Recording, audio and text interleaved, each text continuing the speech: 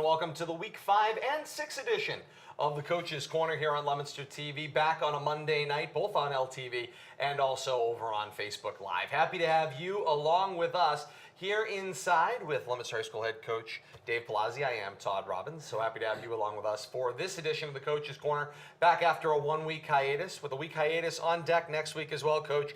We're going to run down two together this week. And let's talk first about Leominster's most recent game, a 35-0 loss to Shrewsbury, quickly on the heels of a Week 3 loss by a 34-14 count to St. John's. We had talked about a couple of weeks ago when we were sitting here together, where did you want to be in 2 weeks' time when we would sit back together? And of course, we were hoping for 2-2. We're now at 0-4, but two tough losses to teams that at times, especially in first halves of both games, absolutely competitive and absolutely winnable football games.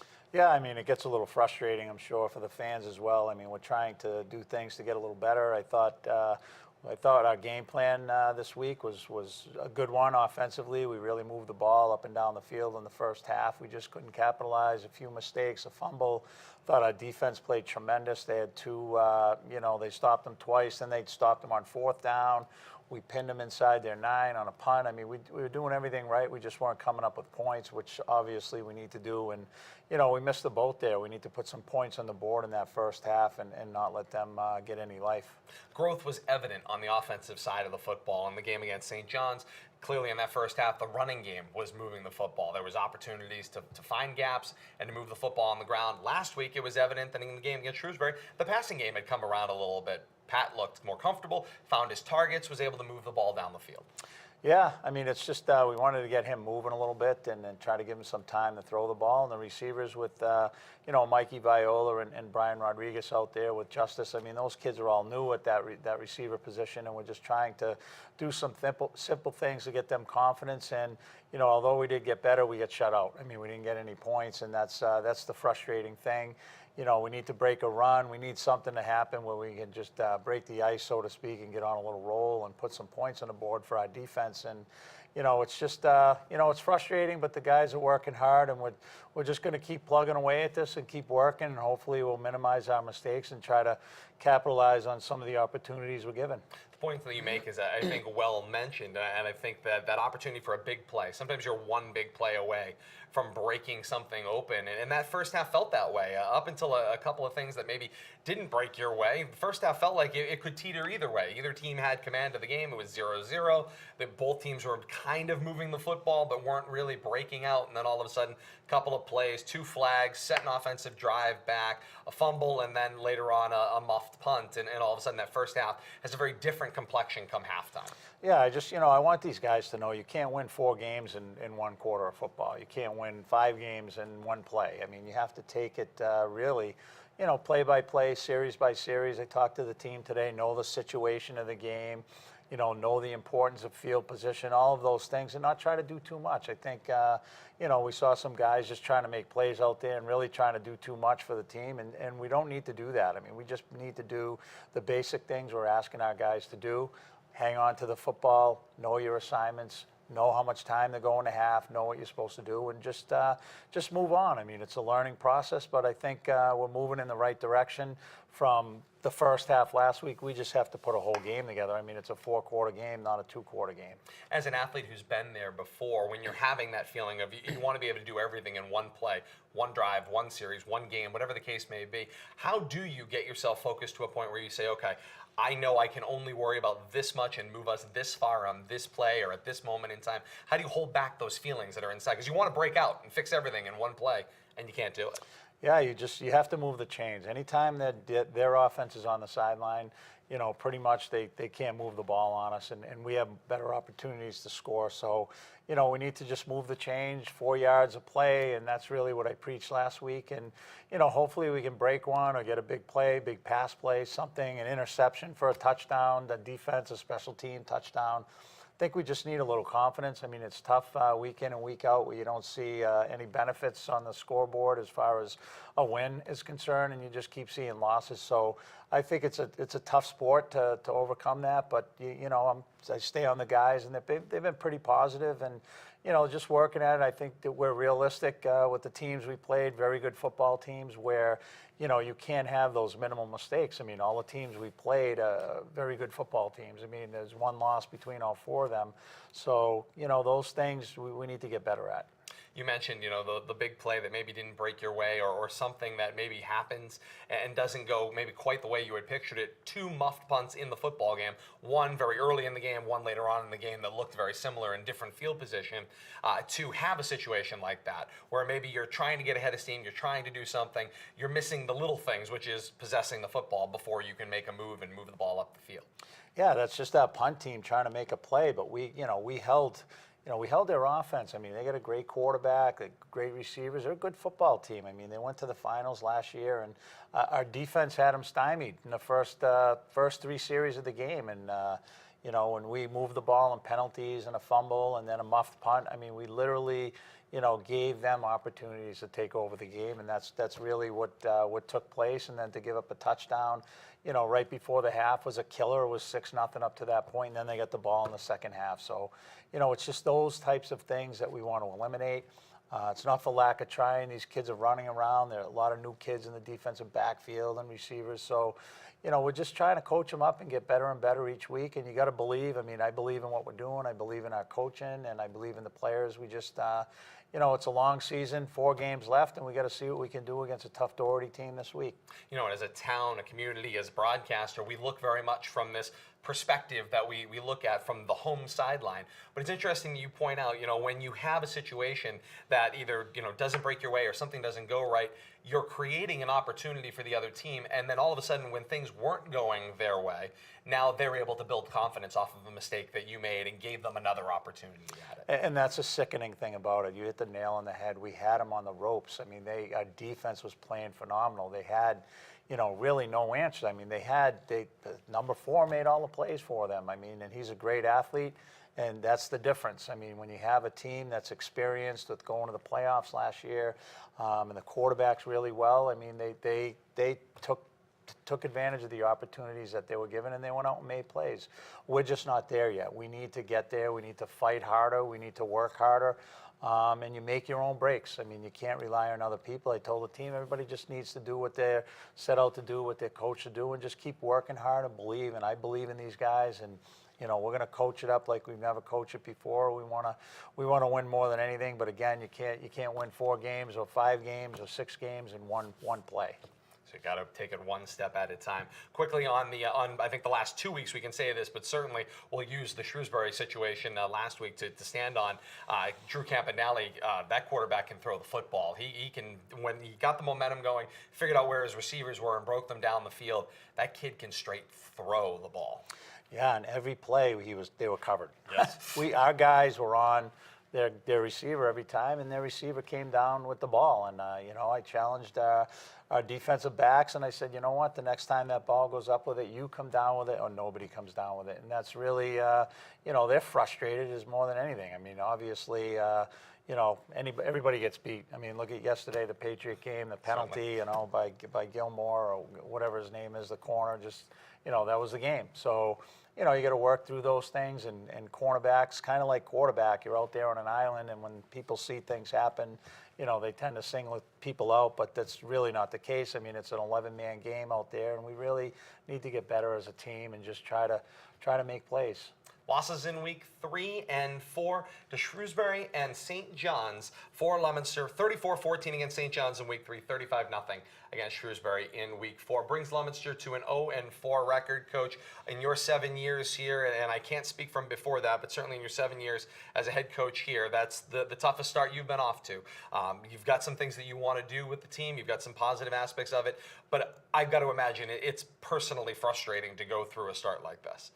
Well, it is. I'm more frustrated for the kids because we have a lot of kids that work hard. I mean, I'm pretty thick-skinned. I mean, obviously you can't win them all, and you know, I'm not going to sit back and blame people and make excuses. I mean, it's Leominster football where, you know, the expectation is to win, and I want these guys just to take it one play at a time and not worry about winning, but worry about the things that need to be done to get you closer to winning. I mean, just talking about winning, that's really not where we're at. We're at, you know, what do we need to do to put ourselves in a position to win? We did that in the first 3 series last week, and then from that point on, we didn't.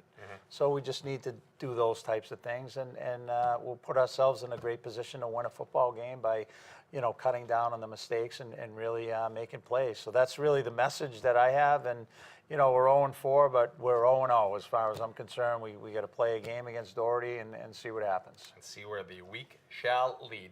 Leominster goes into week 5 of action with Doherty coming to historic Doyle Field and closing out their slate at home for the originally scheduled 8 games of the regular season. We'll take a look at that upcoming schedule now. For Leominster, senior night on Friday night. It's week 5. Doherty comes into action. That is this Friday, October the 6th, the 7 o'clock kickoff at historic Doyle Field. We'll have more on that coming up. And then Leominster becomes the Road Warriors to close out the first 8 weeks of the season. At Wachusett, at Shepherd Hill, at Algonquin. We'll talk about that Wachusett game coming up in a few moments as well. But that is what is on the forefront with this start for the Blue Devils. And Coach, obviously we talked about this a little bit before we came on, the path to the playoffs. It is certainly muddier, but it's muddier for everybody. If you really look at it, schedules have been kind of reversed. Some teams have played a lot of members of the division. Others haven't played quite as many.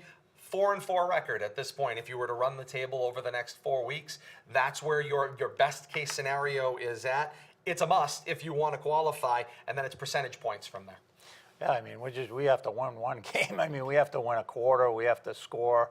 I mean, that's where my mind's at. I mean, obviously, you know, for the sake of the mentality of our players, I mean, we mathematically are still in it, but you know, you might need to go to the insane asylum to even make a comment like that, you know, when you haven't won one game. So I think from a perspective of hope, let's say hope, you know, we could hope that that would be a possibility. So there is hope in a shortened season, but we're really focused on one game at a time, and we have a tough schedule left. I mean, everybody 3-1, 3-1, 3-1. Our next 3 games, they have 1 loss. So we have, you know, difficult slate before us again.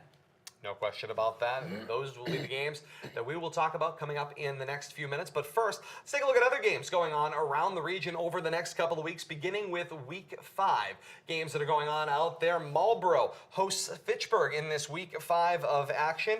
Wachusett travels to Shepherd Hill. St. John's is at Shrewsbury in a battle of the top 2 teams in Division 3 Central Mass. And Algonquin is on the road at Neshoba. Swinging over quickly to week 6 action in the games that stand out there. Westboro travels to Crocker Field and Fitchburg. Shrewsbury is at Algonquin. Doherty is at Worcester South, and Shepherd Hill travels to St. John's on a Saturday. So the playoffs really do in earnest begin, as they seem to always in whatever you want to call this division. This year, Division 3 Central Mass, every single week, is that you are all interwoven with one another, and all of you are trying to contend down the stretch. Yeah, it's going to be a battle between all our league teams. I mean, you know, you got Wachusett and Shepherd Hill playing this week, St. John's and Shrewsbury. We're playing Doherty. It's all in Division 3 football, and then, you know, you swap around the next few weeks. So, you know, it's really that there is a lot of parity in our league. So, you know, anything can happen. You never know, and we got to get going here and try to put some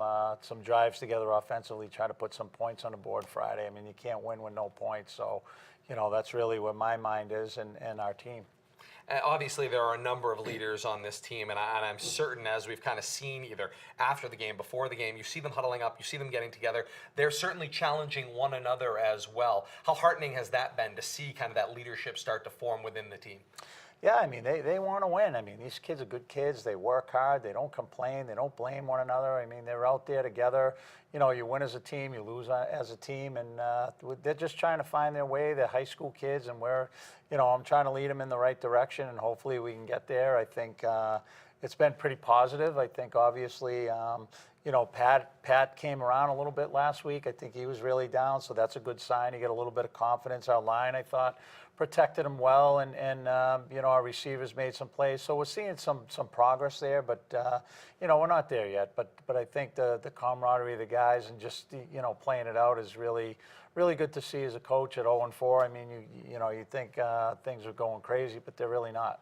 One of the things I know you have been preaching is galvanizing that family atmosphere, being together on the field and off the field, and working with one another consistently throughout the year. Yeah, I mean this game has a lot of similarities to life, and a little bit away. I mean, the only thing with football, I mean, when you're 0-4 and you're down and out and you're feeling, sorry for yourself, you got to go out there and you got to test your will physically. I mean, you're playing a physical football game, so in order to have that mentality, you can't be that way. So you really have to pull up the bootstraps, and you have to get out there and press on. And that's really, what I preach. It's really about who you are as a person, what you want to be in life, when the chips are down, and, what are you going to do? I mean, we're 0-4. You can either quit and go home, or you can stand and fight for what you believe in, which is a team, and fight for one another. And that's the way my teams are going to do it. I mean, if they're not going to do that, then, I shouldn't be here. I think we'll come out fighting, and we're going to fight till the end. And, sometimes that's all you can do. And you can look yourself in the mirror, as my dad would say, and say, did I give it 110%? If you can do that, then, you're a better person for it. And that's really the way I want us to play, and hopefully we will play that way. And the opportunities will come fast and furious over the next couple of weeks with both Doherty and Wachusett on tap for Leominster. Let's start first talking a little bit about this Doherty game coming up this week at Doyle Field. Of course, the first one that you guys have on your agenda. They're off to a 3-1 start. It's a great football team. They beat Wachusett, they were beat by Wachusett in week 1, 28-22. So they opened the year 0-1. They've handled Holy Name and Tantasco in weeks 2 and 3. They had a squeaker this past week against St. Peter Marion at 26-22. It's a typical Doherty team. Speed, more speed, a little bit of physicality, and 2 quarterbacks to boot. Yeah, I mean, they're fast laterally, they're fast across the field. Vertically, they're very quick. They're D linemen and their own linemen are tough kids, and they're going to present problems. I mean, it's going to be the same old story, the same old game plan, and try to take advantage of some things and hang on to the ball. It's going to be another, battle royale Friday night, and they're coming in here. Coach McCulley is a great coach, and we had a good game with them last year. They have a lot of those kids back, so it's really going to be a game of just getting out there and trying to make some plays. You mentioned the game you guys played with them last year, and of course that was earlier in the season. It was week 1. But when you look at some of the things they did, they had 2 quarterbacks at that point in time. As you said, a lot of those players are coming back. Are there things you can go to school on some of those players that translate from year to year? Well, yeah, I mean, we watch film, and we watch film from last year to see how they defended us in certain formations, or at certain plays. I mean, they're well coached, and obviously they're doing the same thing. So, it's just a matter of executing those things. I mean, we put our guys into positions we feel that they're gonna be successful, and hopefully they still got to make the play physically. You got to block people. So, I mean, when you watch film and you go through the one guy makes a mistake, if you would have got his inside shoulder, you would have just blocked him there. Look at the hole, we would have scored. If you would have did this or did that, look at, so I think the kids can see if we're all on the same page, because you need 11 guys doing the right thing. I mean, it's not like, tennis, we make a good serve and you're the only one out there, So you need 11 guys doing the right thing on one play. So I think the film session went well today, and we just hopefully we can make some adjustments that need be in the game to take advantage of some things that they're doing. Looking at some of the things about this team and the number of names and the ability they have to spread the ball around, there are a lot of different options to look at. They've got 4 or 5 running backs. They've got another 4 or 5 wide receivers. That means their options in theory are limitless as you are sitting there and trying to work with your defensive coordinator and trying to figure out a plan. When you have so many options, how do you focus on, okay, these are going to be the things we're going to make sure, if they're going to beat us, they're going to have to come up with something that's not this? Oh, yeah, they have tendencies. I mean, we watch film. We know what they did last year, this year for 2 games, and we've scouted them. So you got to, Bill Belichick, take away what they do best. Obviously, they're going to try to do the same thing to us. So, we go through the game plan. We practice it all week, and hopefully the guys are ready for it. Stay home, know your assignments, and just wrap up, make the play, make the tackle, and hopefully get a fumble or 2 or an interception or a sack or something like that, like we did last week in the first half of the game. I mean, we did all those things. We mentioned off the top, talking about this Doherty team, the two quarterback scenario. This is not something that you have necessarily implemented other than in the Wildcat portion or the Rocket offense that you like to run. But generally speaking, you don't have two alternating quarterbacks that some run these plays, some run these plays, and you shuffle it around. Having played the position, obviously, how difficult the scenario is that both to play in and obviously play against? Well, as a quarterback, I think if you're going to go with two quarterbacks, which I think they do, you're going to run these types of plays and you'll run these types of plays and just give them packages, so to speak, where they know what they're going to run when they go in, and you're using their skill set to take advantage of those things. Hence, in the past, we've used Rocket, we've used Wildcat in certain situations with other quarterbacks and changed some people in and out of there. But I think, I'm not worried too much about, the mental part of it. I think that it's high school, and today with the offenses that people run, there is a place for some of that to have packages for kids that can run it and do different things. So we got to be ready for both of them. Certainly going to make things more interesting as we continue on. Let's take a look at this game with Wachusett pending in the week of action coming up. This is, of course, your first opportunity to go on the road in the middle of October. There's no time like then to take your first road trip, but sometimes going on the road, getting away from home after 5 straight home games can help to galvanize the team. Yeah, I mean, I personally always liked away games. I just think you have to be closer to one another. You're in a hostile environment. You really have to take care of one another. You're uncomfortable, so you kind of stay closer together, and you really look at each other to make plays and try to overcome the fans and the other team and everything. And sometimes I think you're right. You can galvanize people, but obviously, Wachusett plays very well at home, and talking about it now feels kind of weird because we're playing Doherty, but I know we got to do this. But, it's obviously going to be a tough test for us to go out there. I mean, they're a great football team. They're 3-1, and they have a big game against Shepherd Hill. So, we'll see how they do against Shepherd Hill, and then we'll go out there and do the best we can. Another 3-1 team. They've got wins over Doherty, Tantasco, and Algonquin. Took a big loss last week, a 55-21 to St. John's. Certainly been the team that has, pushed everybody this year. And then, as you mentioned, on the road this week against Shepherd Hill. It's a classic Wachusett team that we always know. They're going to put it on the ground. They're going to run their wing tee. There's going to be a diverse set of backs.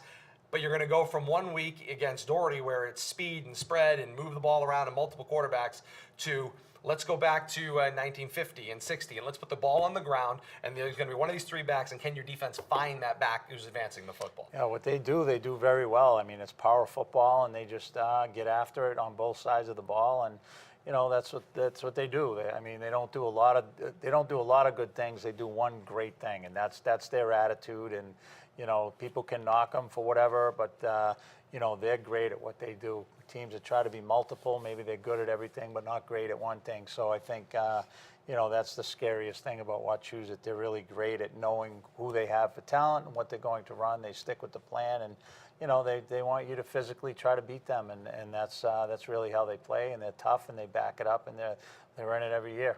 You mentioned it right off the top, and regardless of whether we're talking about Doherty this week or Wachusett a week from now, the team that you can control is the one that you coach, and that is the team that you are concerned with scoring points and needing to score at least one more point than the other team comes up with. If you're listing your priorities on how you're going to get there, what are the things that you're most looking to, and starting with Friday night, from your team that's going to help you score points and score one more than the other team will? Well, we got to be able to run the football, and our receivers have to be able to make plays. I mean, they, if we run the football against them, they're going to try to stop the run, and then our receivers have to make plays on the outside. I think you saw that against St. John's. We ran the whole first half, and then our receivers and our quarterback, we couldn't make the plays in the second half. We tried to run against them, and they just stacked the middle. So, we know this, so we got to be able to do both. I mean, and we need to be able to stop people and get some turnovers and take advantage of, field position. We didn't do a good job of that last week. We had them pinned in there, and we fumbled a punt, and then we fumbled down inside their 30 and turnover on downs, and just we got to take advantage of those things when we have the opportunity. You'll have the opportunities to do that in the coming weeks. First Doherty this Friday night, and then follow that up with Wachusett in the week after that. Coach, as always, thank you so much. We will see you again in a couple of weeks. It's Leominster and Doherty senior night this Friday night at historic Doyle Field. That's Friday, October the 6th. The Highlanders come in, as you can see, on our pink night for Leominster TV and WPKZ. Splash a little pink in with your royal blue in the stands, as well as we begin Breast Cancer Awareness Month here on Leominster TV and also on the K-Zone WPKZ. So we'll begin that with this Friday night as well. It's Leominster and Doherty for that one. Countdown to kickoff begins at 6:30 on the K-Zone, AM 1280 and 105.3 FM, streaming live at WPKZ.net. And before we begin that countdown to kickoff, 20 minutes past 6, a Facebook Live exclusive, the K-Zone live look-in for WPKZ beginning at 20 minutes past 6 this Friday night. Then it's the following Friday night out to Hal Lane Field in Holden. It's Friday night, October the 13th, a 7 o'clock kickoff. Countdown to kickoff is on the air at 6:30. And to follow that, kickoff at 7 from Hal Lane Field in Holden for Leominster and Wachusett. We'll have a special live look-in from Hal Lane Field beginning at 20 minutes past 6 on the K-Zone as well. So we'll look forward to having you a part of that. Leominster certainly can use you on the road with them as the year continues. Closing things out for the seniors on Friday night. Be there to support them for that. And then, of course, in the weeks to come on the road as well, that traveling band. Coach always loves to have the 12th man traveling with them.